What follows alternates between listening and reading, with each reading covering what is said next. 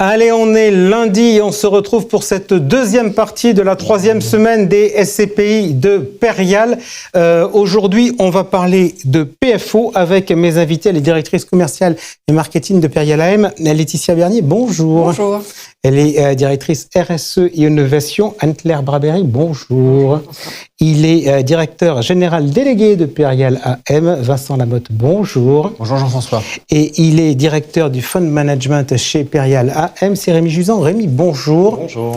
La règle ne change pas par rapport à la semaine dernière où, si vous voulez revoir, vendredi, on a traité PF Grand Paris. J'ai mes papiers, j'ai mes lunettes, j'ai mes questions, j'ai celles des associés puisqu'on est en phase d'assemblée générale et on va essayer de passer un petit moment ensemble pour nous éclairer et comprendre et voir ce qui se passe et savoir comment on doit voter. Première question, je vais faire une référence à l'autre émission que vous pouvez aussi revoir. C'est l'émission qu'on avait fait jeudi avec Eric Cosra. On peut reparler PFO et si on faisait référence à Eric, à Guy Cosra, à l'histoire de Perial, de mémoire quand j'étais plus jeune, c'était PF Opportunité qui est devenu exact. PFO. Donc PFO aujourd'hui, ça fait quoi ? PFO, une SCPI qui a 25 ans, qu'on a fait pivoter ces dernières années, puisqu'en 96, elle était encore 100% bureau. Aujourd'hui, elle affiche un patrimoine de 50% de bureaux.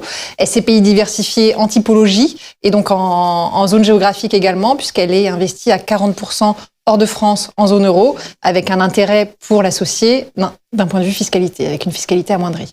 Ok, on commence tout de suite par regarder les faits marquants de l'exercice 2023. Et je vais commencer comme l'autre jour avec ce qui s'est passé au mois de septembre. Baisse de valeur de part, pourquoi ? Alors en effet, on a passé un prix de part donc de 880 € le 15 septembre dernier. Ce prix de 880 € reflète les nouvelles conditions du marché immobilier, les nouvelles valeurs. On a eu des baisses de valeurs immobilières dues aux hausses successives de taux directeurs. Et c'est cette volonté d'afficher un prix au plus juste qui nous a poussé à ajuster le prix de part au 15 septembre. Ok, l'année 2023 a été compliquée, notamment avec des sujets de liquidité pour les SCPI. Vincent Lamotte, est-ce que malgré tout, sur cette SCPI, vous êtes parvenu à faire des acquisitions ? Alors oui. Parmi les faits donc significatifs de l'année 2023, il y a quand même un fait très positif, c'est l'acquisition d'un hôtel en Espagne, à Sitges exactement, pour un bail d'une dizaine d'années ferme et un rendement autour de 6%. Donc on a également acquis au début d'année dernière un actif immobilier. Ok, donc ça c'est dans la logique de diversification et géographique et sectorielle, Laetitia ? Totalement, de l'hôtel en Espagne. Donc on remplit la mission et la stratégie du fonds. Rémi, je voudrais maintenant qu'on regarde la situation, la performance, non pas sur la valeur de part, mais sur la distribution, en commençant par regarder les choses d'un point de vue microéconomique. Grosso modo, le patrimoine est bien loué ou pas ? Alors le patrimoine est très bien loué, on est sur un taux d'occupation financier moyen de 95,5%. Pour une SCPI qui a 25 ans, je le rappelle, et qui est composée de bureaux, de commerces, donc c'est un patrimoine extrêmement résilient.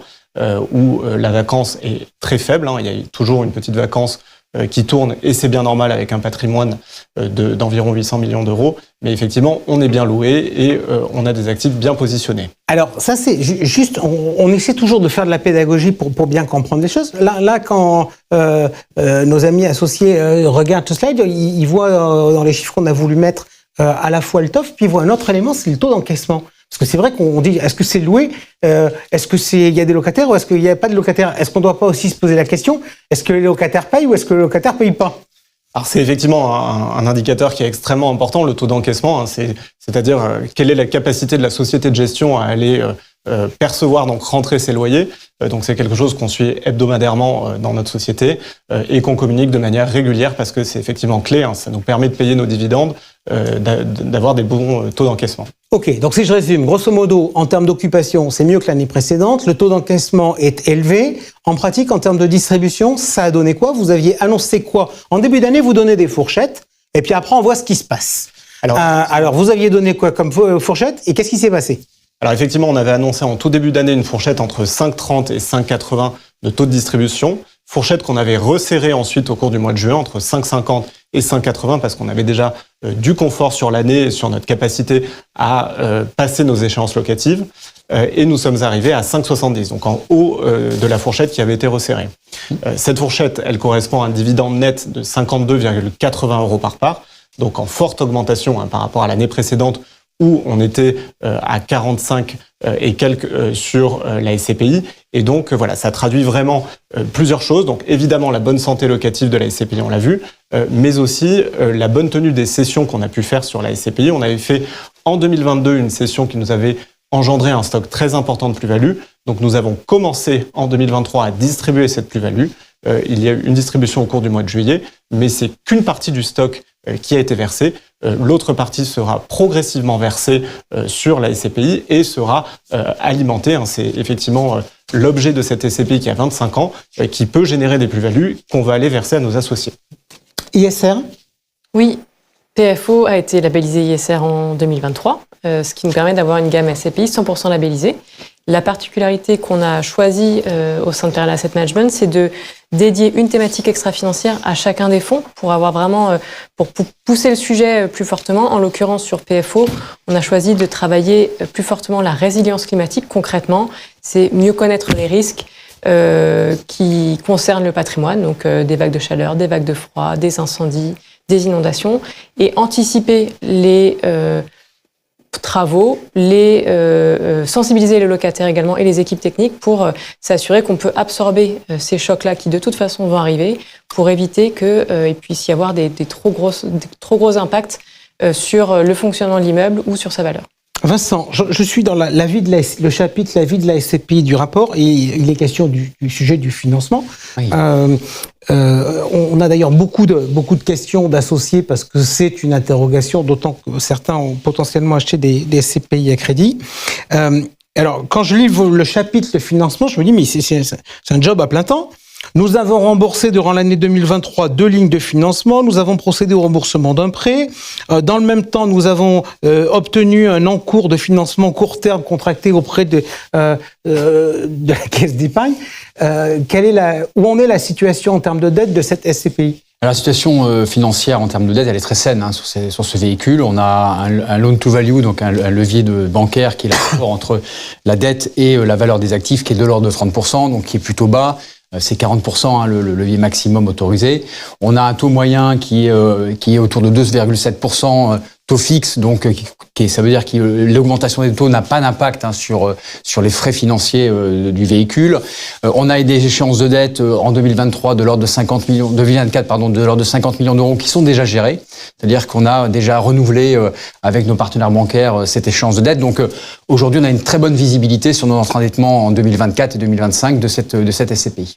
Ok, où est-ce qu'on en est sur le sujet de la liquidité, parce qu'on sait qu'il y a des problèmes sur la liquidité des parts de SCPI. Celle-là, elle est concernée, pas concernée. Si on fait dans une échelle de 1 à 10, elle en est où dans... Alors tout à fait. Alors elle est concernée au même titre que les SCPI anciennes, puisqu'on a un patrimoine conséquent qui a été développé. Et au moment de l'annonce des baisses de prix de part, on a eu certains associés, notamment institutionnels, fonds de fonds, qui se sont mis dans les carnets. Cette liquidité qui a atteint à peu près un pic de 45 millions de parts en attente de retrait fin 2023, aujourd'hui on est à 21 millions. Donc voilà, la collecte règle petit à petit ce sujet de liquidité et on espère que ce sujet sera résolu au plus vite. Quand on dit la collecte règle, ça veut dire qu'il y a une appétence aujourd'hui des souscripteurs pour cette SCPI ? Alors en effet, cette SCPI c'est une SCPI diversifiée, européenne. C'est un petit peu la thématique qu'on voit sur toutes les nouvelles SCPI qui se créent sur le marché. Elle a été assez en avance finalement avec sa politique. On va chercher l'opportunité, on va chercher l'investissement et on le voit, on arrive à avoir des taux de distribution qui sont parmi les meilleurs du marché.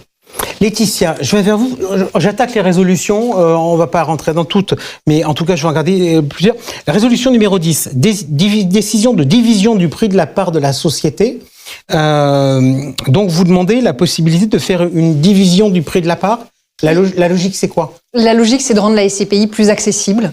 En en souscription en pleine propriété et en premier accès en pleine propriété, mais également via l'épargne programmée qui permet de souscrire selon la fréquence choisie par l'associé, tous les mois, tous les semestres, tous les trimestres, une fois par an, le montant qu'il choisit. Donc, diviser le prix de part de la SCPI PFO permettra un investissement mensuel de la part de nos associés ou de futurs associés. Rémi. Alors j'ajoute juste qu'il s'agit bien d'une division, ce n'est pas une baisse de prix de part, donc on aura un prix de part divisé par 4. D'accord, donc on aura 4 fois plus de parts. Voilà. D'accord, donc en pratique, aucun impact pour le jour où l'opération elle est prévue. Elle est prévue au 1er janvier 2025 pour des considérations logistiques, etc. Mais ça sera au 1er janvier 2025, donc un associé aura 4 fois plus de parts qui vaudront mécaniquement 4 fois moins cher. D'accord. Du coup, ça me permet de poser une question. Est-ce qu'aujourd'hui, il y a des expertises qui sont prévues sur ce produit-là ? Oui, tout à fait. Sur les SCPI du groupe Perial, les expertises sont prévues au 30 juin. On n'a pas encore les résultats, évidemment, puisque nos experts travaillent aujourd'hui. On défend nos valeurs, puisque aujourd'hui, on est convaincu qu'on est arrivé au fond de la piscine, comme on dit. Et donc, il y aura probablement quelques décotes. Mais aujourd'hui, on est assez convaincu qu'on a atteint le point bas sur les valorisations. Ok, si on regarde d'ailleurs, on voit apparaître à l'écran le prix de part justement par rapport à la fourchette, la borne plus ou moins 10. Cette fois-ci, on le fait sous la contrainte de l'AMF ou on le fait librement, Laetitia, les valeurs d'expertise ? On le fait par souci de transparence, par conviction également des évolutions du marché immobilier et pour permettre aux nouveaux associés de rentrer également à un prix de part qui soit juste. Alors, qui dit expertise ne dit pas nécessairement modification des prix de part. Aujourd'hui, on a un prix de part qui est bien situé dans son tunnel et qui va nous permettre d'absorber une légère baisse comme on l'estime sur le marché a priori. On attend les résultats d'expertise. Ok, je continue donc sur le sujet de la liquidité. Donc pour les gens qui ont des difficultés à sortir, donc dans les éléments, il y a la collecte avec le fait que son niveau de rémunération qui a augmenté d'une année sur l'autre fait qu'il y a des souscripteurs qui arrivent, ce qui permet de gérer les problématiques de collecte. Il y a la division du prix de la part. Quelles sont les autres possibilités que vous voyez pour mettre en œuvre sur ce sujet-là ? Alors effectivement, il y a un mécanisme dont on n'a pas parlé, qui est le fonds de remboursement, qui est un mécanisme qui est prévu, qui était déjà prévu d'ailleurs dans nos statuts et dans nos règlements. Ces mécanismes-là permettraient évidemment potentiellement de faire un peu liquidité en vendant des actifs. Donc ce sont des actifs que vous mettez sur le marché et vous réservez une partie de la vente pour évidemment sortir des investisseurs qui souhaitent se retirer. On n'a pas mis en œuvre aujourd'hui ce mécanisme parce que le marché aujourd'hui n'était pas réceptif sur la vente d'actifs. On avait des décotes beaucoup trop fortes sur les valeurs d'actifs. Et donc, on considérait qu'aujourd'hui, mettre des actifs sur le marché, jusqu'à maintenant en tout cas, c'était pénaliser les véhicules dans lesquels nos porteurs de parts ont investi. Rémi, j'entends ce que me dit Vincent, sauf que quand je regarde les résolutions, je vois pas de résolution sur le fonds de remboursement. Alors le fonds de remboursement, la résolution est déjà passée l'an dernier. Nous avions prévu de éventuellement doter un fonds de remboursement. Donc ça, c'est le premier mécanisme qui a été déjà fait. En revanche, on a apporté des nouvelles résolutions relatives à la liquidité. Donc vous pouvez en trouver aujourd'hui 4 dans les résolutions proposées. Il y en a 2 qui sont relatives à la modernisation des statuts de notre SCPI. Pourquoi ? Parce que on a une option qui est plus lointaine, mais qui pourrait exister aussi, c'est la suspension de la variabilité du capital. Donc on a fait des petites modifications statutaires pour moderniser les statuts, pour rendre la chose un petit peu plus flexible que ce qu'elle n'était. Ouais, grosso modo, on nous explique. Si je regarde, par exemple, on supprime le fait qu'il faille mettre des informations sur un serveur vocal. Voilà, c'est de la modernisation. On passe plus par télécopie ou voilà. On a essayé de moderniser un petit peu nos statuts sur ces sujets-là. Il y a une 3e résolution qui est relative à quelque chose qui nous a été rendu possible par l'autorité des marchés financiers, qui est le mécanisme de compensation différée. Donc, grosso modo, c'est si vous avez de la collecte qui est non investie, vous pouvez aller piocher dans cette collecte non investie pour servir des retraits. Et ceci dans les 12 derniers mois. Alors, ce n'est pas l'objet aujourd'hui, parce que les retraits, on les paie au fur et à mesure, mais on a décidé de mettre cette résolution au cas où on aurait à nouveau un sujet de liquidité dans les prochaines années. Donc, ça permet de renforcer notre mécanisme de gestion de liquidité. Et enfin, vous avez une dernière résolution qui est, quant à elle, relative à l'instauration de ce qu'on appelle de gates. Donc, de gates, c'est un mécanisme qui contraint un petit peu les vendeurs, qui les contraint sur les volumes de parts qu'ils souhaitent céder. Donc, c'est-à-dire que on souhaite limiter le volume de parts qu'ils souhaitent céder à un instant T pour ne pas créer de blocage sur le marché des parts. Ok, je continue sur mes questions Assemblée Générale et sur les résolutions. Donc c'est à peu près ce que vous venez de me dire, ça doit être la 11, la 12 et la 13, des choses comme ça. Juste avant, il y a des choses sur les sujets de plus ou moins value, d'imputation des plus ou moins value. C'est quoi la philosophie de ces 2-3 résolutions qui concernent ce point ? Alors, les résolutions sur les plus-values sont importantes parce que, comme je vous l'ai dit, la distribution de plus-value fait partie intégrante de la stratégie de PFO et va le faire de plus en plus partie. Aujourd'hui, on n'a pas de sujet parce qu'on a un stock de plus-value qui est important, donc on va continuer à distribuer. Et ce qu'on demande à nos associés, c'est de voter la possibilité de distribuer ces plus-values parce que ça fait partie intégrante de leur distribution et de leurs revenus. Qu'est-ce qu'on fait des moins-values ? Parce que je regarde, si je regarde les cessions de l'année, il y a eu des cessions l'an dernier et le solde global des cessions, il n'était pas positif. Effectivement, on a dû céder en 2023, on avait des actifs commerciaux difficiles qu'on n'arrivait pas à louer et donc on a pris la décision de les céder plutôt que de supporter leurs charges locatives importantes et donc on a constaté des moins-values. Donc ces moins-values sont venues gréver le stock de plus-values qu'on avait constitué sur la SCPI, mais je vous rassure, il est encore conséquent et il permet encore de distribuer pleinement des plus-values en 2024 et en 2025. Et ce stock, on continue de l'alimenter. Il y aura une stratégie de cession, de faire tourner le patrimoine, Vincent, pour dégager de la plus-value sur ce produit ? Alors oui, tout à fait. C'est un véhicule justement qui recèle de nombreuses plus-values puisqu'il y a des actifs qui ont été acquis il y a un certain nombre d'années. Donc on a des vraies plus-values de l'attente dans le véhicule. Après, c'est le marché aussi qui nous le dira. Les bonnes nouvelles qu'on a quand même, c'est qu'on est sollicité aujourd'hui par des acheteurs directement, c'est-à-dire qu'on a des offres non sollicitées qu'on appelle. Donc ça veut dire qu'il y a une marque d'intérêt sur ces actifs qui sont plutôt bien localisés et qui sont totalement en phase avec les valeurs d'expertise, qui sont même au-dessus des valeurs d'expertise et qui évidemment génèrent des plus-values. L'autre jour, c'était il y a 6 mois, c'était en début d'année, alors la deuxième semaine, on avait évoqué des stratégies dites d'asset management consistant à essayer de valoriser aujourd'hui les immeubles en essayant d'obtenir des permis de construire, etc. C'est toujours d'actualité, Rémi ? Alors absolument, c'est quelque chose qu'on fait donc pour l'ensemble des immeubles gérés par Perial. On a un département qui travaille spécifiquement sur ce sujet. Aujourd'hui, la stratégie de Perial, ça va pas être de développer, puisque on est plutôt acheteur et après on cède, mais en revanche, on va développer des droits à construire qu'on va avoir sur des terrains. Donc, on peut aller chercher un permis de construire, et ça permet justement d'aller chercher une valorisation supplémentaire sur l'actif pour un coût de travail d'une équipe qu'on a chez nous et qui sait faire ça. Laetitia, question très pratique, comment on vote à l'Assemblée Générale ? On vote en digital, en se connectant à son espace privé, ou bien par courrier, en utilisant l'enveloppe T qui a été jointe à la convocation à l'Assemblée Générale, où on transmet son pouvoir à la société de gestion pour voter. Anne-Claire, je vous vois bien là, vous dites depuis le début, tiens, il a tourné les pages, il a regardé les chiffres, le gars, mais il n'est pas allé beaucoup plus loin. Si, je suis allé jusqu'au bout. Et au bout, il y a toute une dernière partie.